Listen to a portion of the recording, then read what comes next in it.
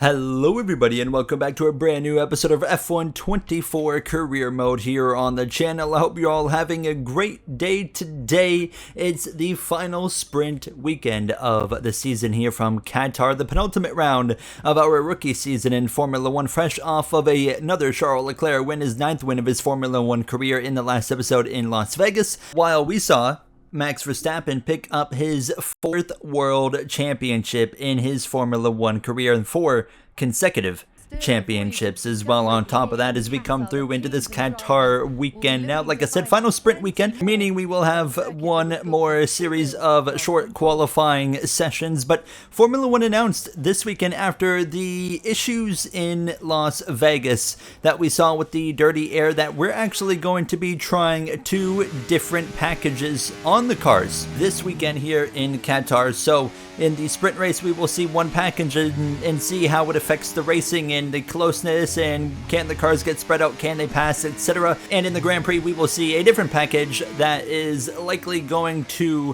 throw a little bit more dirty air on the cars, but not as severe as Las Vegas, but it should increase the likelihood of the cars getting spread apart. So in the sprint, we might be close together. In the Grand Prix, you might see a bit more spread in the field. And then, of course, F1 is really just trying to find something to make a solid product for the racing quality going into Season 2 of this career mode. Of course, we still have one more episode to go following this one in the Abu Dhabi Grand Prix weekend, but that's at least the idea that F1's coming into this weekend with, and likely not going to experience much of an experiment in Abu Dhabi. This is the weekend where we're really going to see this happen and come to light. Nonetheless, I mean, focusing in on our weekend, we have 2 weekends left with the Williams F1 team. As you guys know, we are going to the brand new 11th team in Formula 1 next season, Trackhouse Racing, the second American team on the grid, but they're not the only new team coming in. Of course, we know Audi is coming in 1 season early as they want to get a head start and develop properly for the regulation changes coming in Season 3, the 2026 season. But as well, I mean, you think about the future of Formula 1 and this career mode, we're probably going to see another new team or 2 come in for Season 3, of course, with those big regulation changes on the way. Andretti has a really good opportunity to advance into Formula 1 going into Season 3, especially with Trackhouse now coming in, and on top of that, bringing Cadillac with them. So there's a good chance we see Andretti with Cadillac as well. Cadillac could have 2 teams, a power going forward in this career mode. Now, as we come through focusing in on sprint qualifying, short qualifying session, as we have only 1 set of soft compound tires to use. So you get 1 shot at it here in sprint qualifying. Do what you can. Whatever happens, happens. In my first lap, I did make a mistake on the opening part of the lap, as you did briefly see. And as we come through this final turn down the front straightaway, not quite sure what to expect, but we go P11, which was a nice surprise considering I did make a mistake on that lap. Now, it wasn't until late in my second lap where I finally start to gain some time back through the penultimate turn and now through the final turn. Fernando Alonso goes top of the board. We find about 1/10 of a second gain to the line, open the rear wing, and we cross the stripe, and it's going to be P10. What an effort here in sprint qualifying. We out-qualified George Russell just barely right there by 0.5 of a second, while our teammate of Albon down in P16. It's going to be some work to do for him as you see Hulkenberg lining up the bottom of the grid alongside teammate Kevin Magnussen. Let's go racing Saturday evening. Here we go then. The formation lap is underway ahead of today's sprint. As expected, everybody on the medium compound tires, same strategy for everybody, straightforward, race hard from start to finish. Fernando Alonso again starting up front. Can he finally shake some of these bad luck moments and find a way to win a sprint? As all the cars take their positions on the grid, the final preparations have been made, and all that's left is for the drivers to deliver on track. Right, guys, a lot of speed this weekend, so let's just hope for the best and have a good night here and then focus in on qualifying. You've looked strong all weekend, mate. Show us what you got tonight.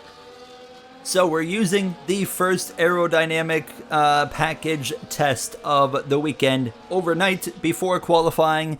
Basically, all teams are going to be handed spec parts from F1 in specific changes that will create more dirty air effect and a bit more spread going into the Grand Prix. We'll see how that works itself out, but we're ready to make test number 1 happen, as it's going to be lights out, and we're racing from the sprint in Qatar. Bit of a slow reaction time from myself. Stroll going backwards as well. As you see, Fernando Alonso leads the way into turn 1. The 2 Red Bulls side by side. Perez was looking so strong last episode in Las Vegas, took the lead from Lance Stroll, and then his engine blew and it was night over for Perez in the United States now. But Alonso's off and gone, taking away just any opportunity from anyone to go after him in these early moments of this opening lap here. Now, as you see, Oscar Piastri going at it alongside Lance Stroll. This is just in front of myself, but I'm just kind of tucked in behind this battle. Of course, not going to force it 3 wide. That would just be simply silly, as we just continue to kind of let those two battle it out in front of us, and they continue wheel to wheel right here. Look at Piastri just keeping it pinned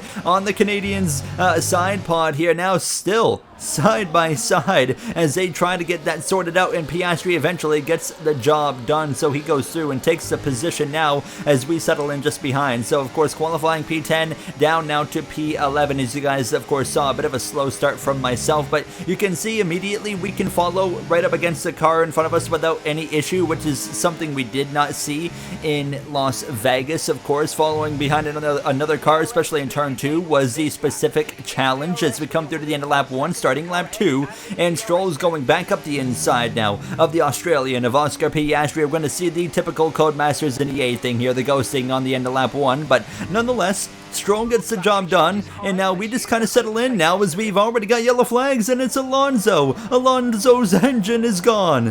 What a joke, man. Just a joke.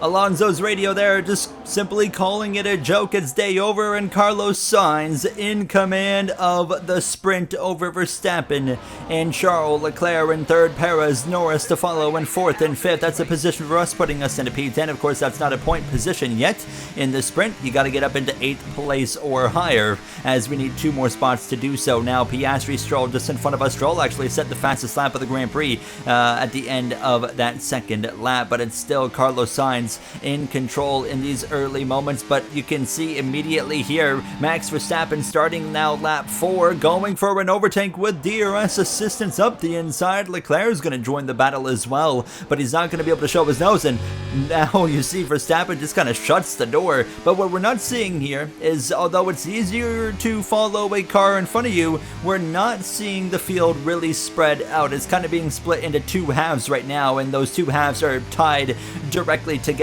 So we're seeing what we saw earlier in the game cycle here. It's just a consistent train effect, and for me personally, it's no fun watching just a train where nobody can even consider making an overtake. It's not fun to drive, and in my opinion, it's not fun to watch, and F1 is going to be trying that other package in the Grand Prix to see what differences it makes now. But you can see this is where we really only get the battles. It's for P1, and it's going back and forth between first and second. Sainz retakes the lead of the sprint as a lap later, though, starting lap 8. Now here goes both Verstappen and Leclerc attacking Sainz into turn 1. Leclerc settles in behind the Spaniard, and they're going to continue wheel to wheel in front for the first position. Verstappen on the right, Sainz on the left, still wheel to wheel, but Verstappen's going to get ahead. He retakes the lead, but there's still coming to 2 to go. There's time for Sainz to try and get himself back out in front of the 4-time world champion. Now more yellows behind, and it's looking like it's one of the Visa Cash App Racing Bulls. The V-Carb of Ricardo, the Australian,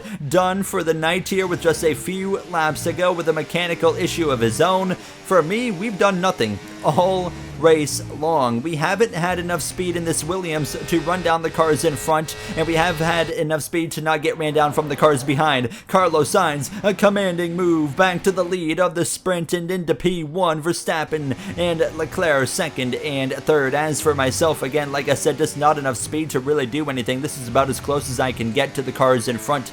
They're all better than us in the R&D chart, so of course it's going to be difficult to do anything as we approach now the final lap of the sprint here in Qatar. 10 laps of racing, and now at the very end of it, it was Carlos Sainz coming through to win the sprint. Not even a contest, surprisingly, on the final lap, and it will be P10 for us here now. So no points. And as well, we never saw the field really separate. It was 2 halves, and those 2 halves were stuck directly together.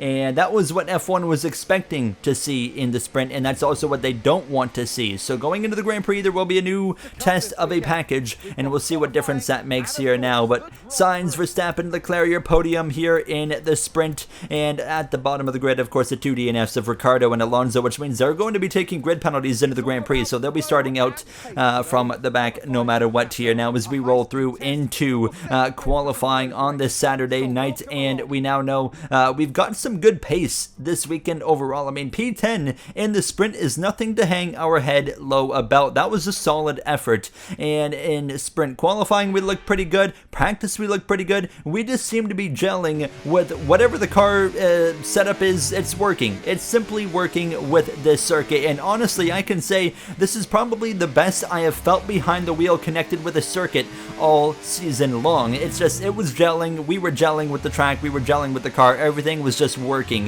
here this weekend in Qatar now. And now here in Grand Prix qualifying, looking for the pace that we need to continue to do what we did in the sprint. P10 in that sprint qualifying. What can we do here in the Grand Prix qualifying? Well, our first attempt out of the final turn, down this front straightaway, open that rear wing to the line, and we go P6, but behind Ricciardo, which certainly caught my attention. We were down to P17 late in the session on a second set of fresh, soft compound tires. Can we find more time? But immediately seeing, okay, we might not be looking as good as we were in sprint qualifying. Now we're finding some time, 3.5 tenths, 4 tenths of a second gain even, so it looks like we're tracking in the right direction for now in the first sector at least. Can we keep that up through sector 2? The answer is yes. 6 tenths of a second gain with just a few corners to go. There is enough time to run one more lap if we need, but around the final turn it's going to be overall about 6.5, 7 tenths of a second gain to the line, and it's P7. What a drive to the line as we continue our pace, but by the end of the session, it was P10 matching what we did in sprint qualifying, and Albon steps up his game into P11, very close to my lap time as we get ready to go racing Sunday night from Qatar. We're under the lights once again here in Qatar. Last year we took a year off due to a small footballing tournament that was being hosted, but it's all excitement on the track now.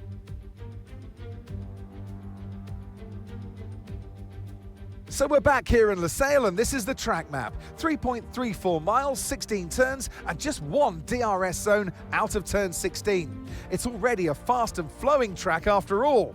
There's a good overtaking opportunity with DRS though, through the long straight and into turn 1. Before we begin, let's take a quick look at the grid lineup for today's race. Max Verstappen put in a fantastic lap yesterday, and he'll start from pole position. And Lando Norris lines up alongside. As we continue through the rest of the grid today, we have Stroll, Leclerc, Sainz, Oscar Piastri, Russell, Hamilton, Golden Boy, Albon, Perez, Gasly, Ocon, Tsunoda, Bottas, Joe, Magnussen, Hülkenberg, Fernando Alonso, and Daniel Ricciardo fills the last spot on the grid. And with lights out just moments away, it's time to go down to the track. Just like we saw in the sprint, it's going to be starting on a medium compound tire. The only difference is we will be pitting at some point, going on to the hard compound tire. I expect everybody to be on the same strategy as we get ready to roll. The formation lap gets underway, and every driver will be looking to settle in for the race ahead, making sure that their car is ready for the battle once the lights go out. And sure enough, everybody is on the same strategy here. Verstappen ready to lead the field to green over Norris, and Lance Stroll there, your top three. So as all the cars take their positions on the grid, the teams will be hoping their strategies pay off for them in today's race.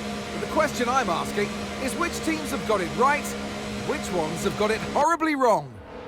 Hey Gary, it's James. Great drive this weekend so far. Keep it up and see if we can score some more points. Right, James, thank you. Yeah, great work this weekend, guys. Let's keep it up.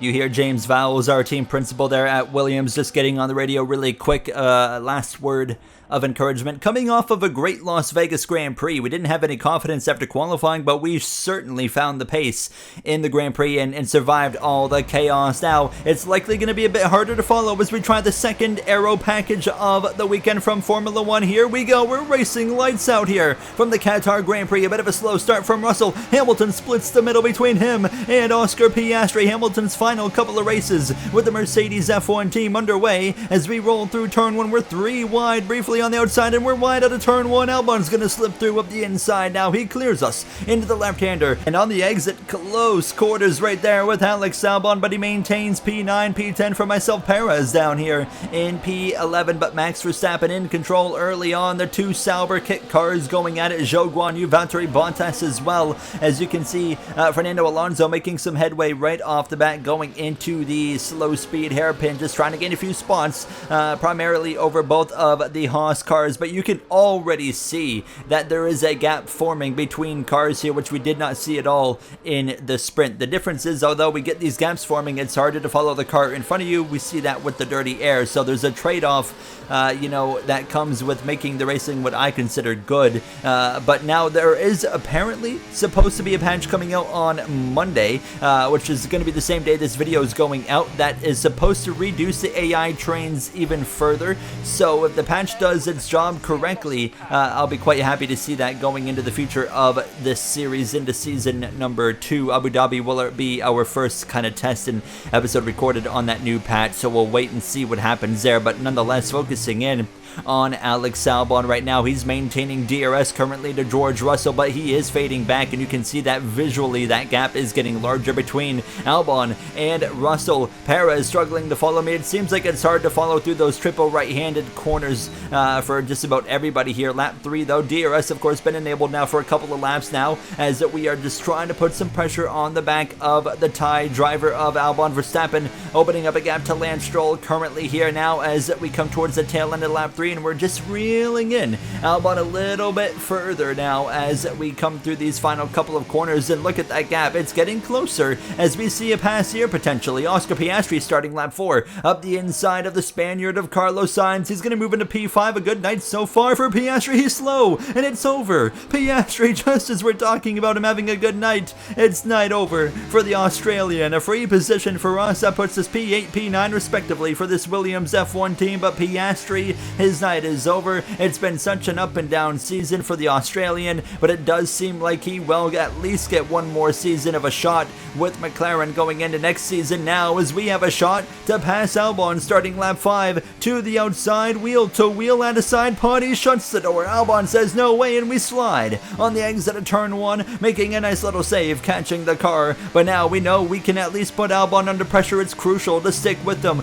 through the tail end of this lap, where it's hardest to kind of follow the car in front, and you can see the gap increasing dramatically to George Russell, 3 seconds ahead. We need to pass Albon because I think we have decent pace. And here we go down this front straightaway. We learned our lesson last time. We're not going left, we're going to the right, up the inside into turn number 1. Perez still a ways behind. We give the same Albon treatment right back to him, shut the door on him on the exit of turn 1, and there we go through into the 9th position as he understeers on the exit of the corner. Now, sorry, P8 we move into, while Albon drops into 9th place, as there's a 3-car group in front of us, which consists of Sainz, Hamilton, and George Russell. Overall, I mean, our pace is looking great, and now Sergio Perez is reeling in Albon, so he should be able to have a chance to pass him.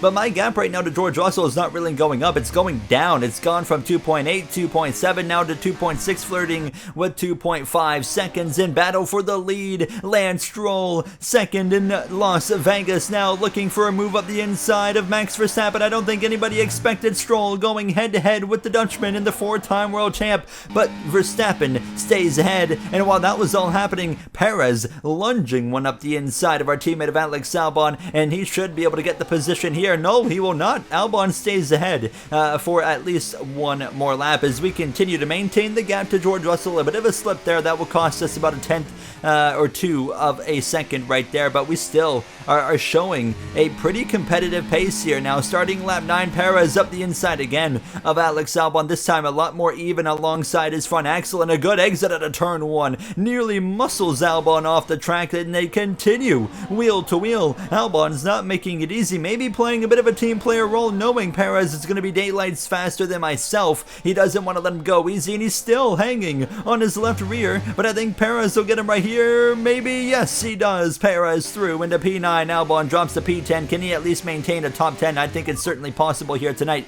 to put both Williams cars in the top 10. As for myself, though, that gap is starting to now increase to the cars in front. It was up to 3.2 seconds to Russell, so I'm starting to fade and struggle a little bit on pace over these next few laps, and it would kind of stay around the 3.2 to 3.3 second range here as we came through to the end of lap 10. Perez 2.4 seconds back, about 2.5 right now, but we still have 19 laps of racing. Plenty of time for things to happen, and that gap continues to grow to Russell now 3.5 seconds. It was about 3.6. It would get to 3.8. So recognizing now as we approach the pit window within a few laps time that the pace isn't quite there to run down those guys in front. And as we start lap 13, the pit window is officially open, so we are going to come in here probably a lap or two earlier than some of the leaders like a Verstappen or a Stroll as well. As you can see, though, the gap surprisingly to Sergio Perez has increased, and we actually started closing in on this lap quite dramatically on Russell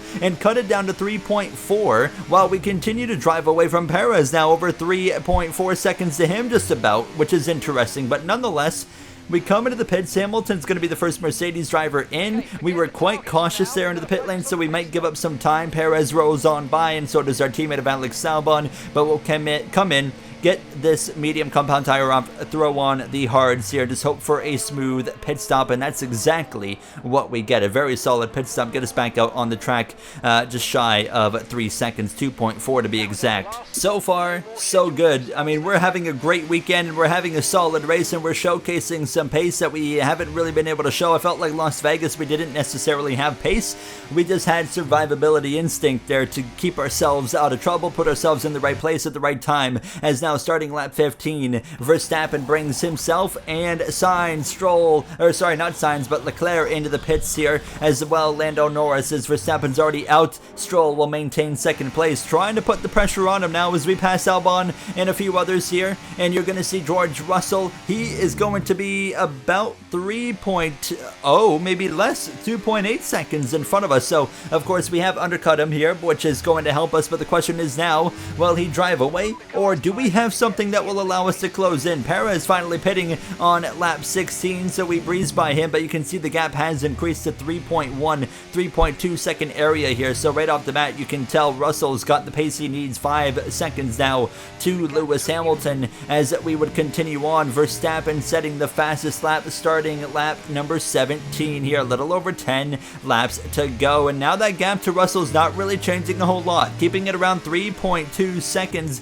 and as we go on through lap 17, we're starting to reel him in again. 3 seconds, 3.1 is kind of flirting with that trend of going about a tenth or two in the direction or in the favor of myself here every lap as we come through now to lap 18, 3.1 seconds, maintaining a good gap, and Perez not really putting pressure on. He's 3.7 seconds back, but it doesn't matter. Smoke pouring out of the rear of the car, and our race is over. Oh, you gotta be kidding me, guys. It's over. I mean, nothing we can do. That sucks.